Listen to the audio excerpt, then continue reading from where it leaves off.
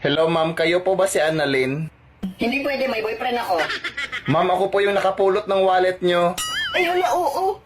Saan tayo pwede magkita? Hindi pwede, may girlfriend ako.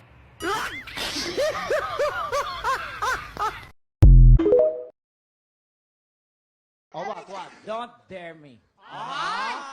Don't, ano ulit, ano? Don't dare me. Ano yung don't dare me?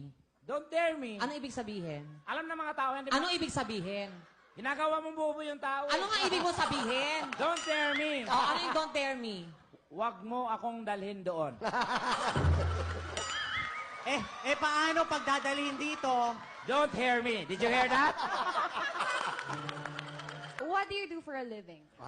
Okay, my field of endeavor. Ano ulit? Ano?